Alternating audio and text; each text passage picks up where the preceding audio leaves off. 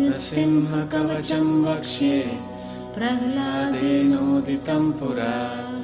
सर्वरक्षकरं पुण्यं सर्वोपद्रवनाशनम् सर्वसम्पत्करं चैव स्वर्गमोक्षप्रदायकम् ध्यात्वा नृसिंहं देवेशं हेमसिंहासनस्थितम् विवृतास्यं त्रिनयनं शरदिन्दुसमप्रभम् लक्ष्म्यालिङ्गितवामाङ्गम् विभूतिभिरुपाश्रितम् चतुर्भुजं कोमलाङ्गम् स्वर्णकुण्डलशोभितम् सरोजशोभितोरस्कम् रत्नकेयूरमुद्रितम् तप्तकाञ्चनसङ्काशम् पीतनिर्मलवाससम् इन्द्रादिसुरमौलिष्टः स्फुरन्माणिक्यदीप्तिभिः विराजितपदद्वन्द्वम् शङ्खचक्रादिहेतिभिः गरुत्मता च विनयात् स्तूयमानं मुदान्वितम् स्वहृत्कमलसंवासम् कृत्वा तु कवचं पठेत् नृसिंहो मे शिरः पातु लोकरक्षार्थसम्भवः सर्वगोपीस्तम्भवासः फलं मे रक्षतु ध्वनिम् नृसिंहो मे दृशो पातु सोमसूर्याग्निलोचनः स्मृतं मे पातु नरहरिः मुनिवार्यस्तुतिप्रियः नासं मे सिंहनाशस्तु मुखं लक्ष्मीमुखप्रियः सर्वविद्याधिपः पातु नृसिंहो रसनं मम वक्त्रं पात्विन्दुवदनं सदा प्रह्लादवन्दितः नृसिंहः पातु मे कण्ठं स्कन्धौ भूभृदनन्तकृत् दिव्यास्त्रशोभितभुजः नृसिंहः पातु मे भुजौ करौ मे देववरदो नृसिंहः पातु सर्वतः हृदयं योगिसाद्यश्च निवासं पातु मे हरिः मध्यं पातु हिरण्यकशिपु वक्षः कुक्षिविदारणः नाभिं मे पातु नरहरिः स्वनाभिब्रह्मसंस्तुतः ब्रह्माण्डकोटयः कट्यां यस्यासौ पातु मे कटिम् गुह्यं मे पातु गुह्यानां मन्त्राणां गुह्यरूपदृक् उरु मनोभवः पातु जानुने नररूपदृक् जङ्गे पातु दरावर हतायोऽसौ नृकेसरी सुरराज्यप्रदः पातु पादौ मे नरहरीश्वरः सहस्रशीर्षः पुरुषः पातु मे सर्वशस्तनुम् मनोग्रह पूर्वतः पातु महावीराग्रजोऽग्नितः महाविष्णुर्दक्षिणे तु महाज्वलस्तु नैत्रः पश्चिमे पातु सर्वेषु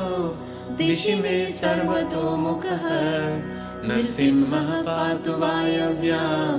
सौम्यां भूषणविग्रहः ईशान्यां पातु भद्रो मे सर्वमङ्गलदायकः संसारभयतः पातु मृत्योर्मृत्युर्नृकेसरी इदं नरसिंहकवचं प्रह्लादमुखमण्डितं भक्तिमान्यः पठे नैत्यं सर्वपापैः प्रमुच्यते पुत्रवान् लोके दीर्घायुरुपजायते यं यं कामयते कामं तं तं प्राप्नोति असंशयम् सर्वत्र जयमाप्नोति सर्वत्र विजयी भवेत् भूम्यन्तरिक्षदिव्यानां ग्रहाणां विनिवारणम् वृश्चिकोरगसम्भूत विशापहरणं परम् ब्रह्मराक्षसयक्षाणां दुरोत्सारणकारणम् भुजे वा तलपात्रे वा कवचं लिखितं शुभम् करमूले धृतं येन सिद्ध्येयुः कर्मसिद्धयः देवासुरमनुष्येषु स्वं स्वम् एव जयं लभेत् एकसन्ध्यं त्रिसन्ध्यं वा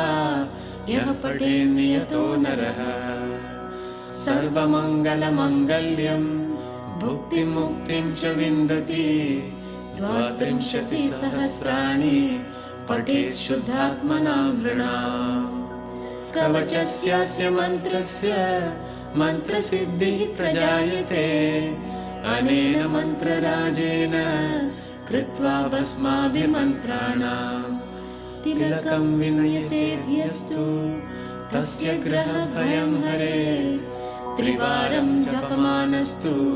दत्तं भार्याभिमन्त्र्य च प्रसयेद्यो नरो मन्त्रं नृसिंहध्यानमाचरेत् तस्य रोगः प्रणश्यन्ति ये च स्युः कुक्षिसम्भवाः गर्जन्तं गार्जयन्तं निजभुजपतलं स्फोटयन्तं हठन्तं रूप्यन्तं तापयन्तं दिवि भुवि दितिजं क्षेपयन्तं क्षिपन्तं क्रन्दन्तं रोषयन्तं दिशि दिशि सततं संहरन्तं भरन्तं वीक्षन्तं पूर्णयन्तं करनिकरशतैर्दिव्यसिंहं नमामि इति श्रीब्रह्माण्डपुराणे प्रह्लादोक्तं श्रीनरसिंहकवचं सम्पूर्णम् हरे कृष्ण कृष्ण कृष्ण हरे हरे हरे राम राम राम हरे हरे हरे कृष्ण कृष्ण कृष्ण हरे हरे हरे राम राम राम हरे हरे हरे कृष्ण कृष्ण कृष्ण हरे हरे हरे राम